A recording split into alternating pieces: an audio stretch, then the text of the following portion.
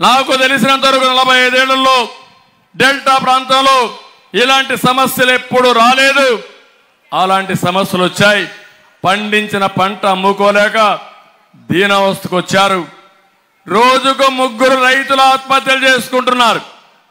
ఇంకో పక్క దేశంలో అప్పుల బాధ తక్కువ ఉంటే మన రాష్ట్రంలో ఉండే రైతాంగం 93% అప్పుల్లో ఉండిపోయే పరిస్థితికి వచ్చారు. నేను ఒకటే అందుకే ఆలోచించా, ఈరోజు ఈ ప్రభుత్వం మిమ్మల్ని దగా చేసింది. 2014లో రైతు రుణమాఫీ చేసిన ప్రభుత్వం తెలుగుదేశం ప్రభుత్వం, అవునా కాదా అని మిమ్మల్ని అడుగుతున్నా.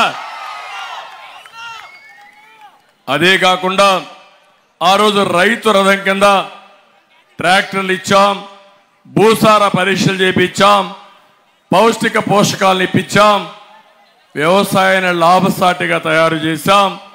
కోస్టల్ ఆంధ్రప్రదేశ్లో అక్వా కల్చర్ అభివృద్ధి చేశాం. రాయలసీమలో పెద్ద ఎత్తున హార్టికల్చర్ అభివృద్ధి చేసి రైతును ముందుకు తీసుకుపోయే పరిస్థితికి వచ్చాం. నేను అడుగుతున్నా ఇక్కడే మిమ్మల్ని అందరినీ, తమ్ముళ్ళు ఈ ప్రభుత్వం డబ్బులు ఇచ్చిందా మీకు?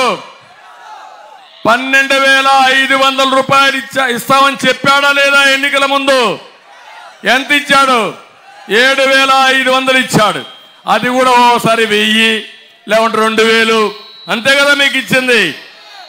కేంద్రం 6,000 రూపాయలు ఇచ్చిందా లేదా మీకు?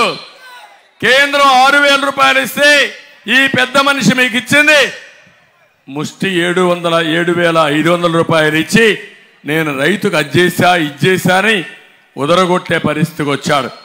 నేను అడుగుతున్నాను, ఈ ప్రాంతంలో అక్వా రైతు ఎవడైనా బాగున్నాడా తమ్ముళ్ళు అని మిమ్మల్ని అడుగుతున్నా.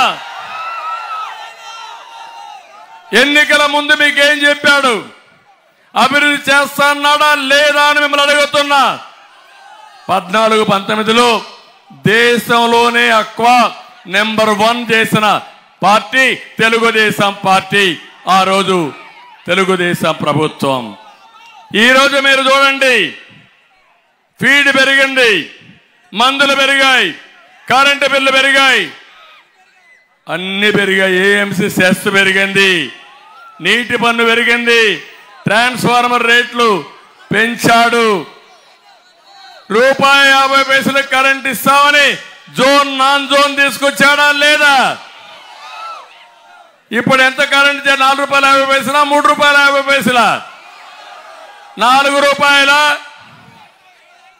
నేను ఇప్పుడు హామీ ఇస్తున్నా, మళ్ళీ ఎన్డీఏ వస్తానే అక్వా రంగానికి పూర్వ వైభవం తీసుకొస్తాం. ₹1.50 కరెంట్ ఇచ్చే బాధ్యత మాది.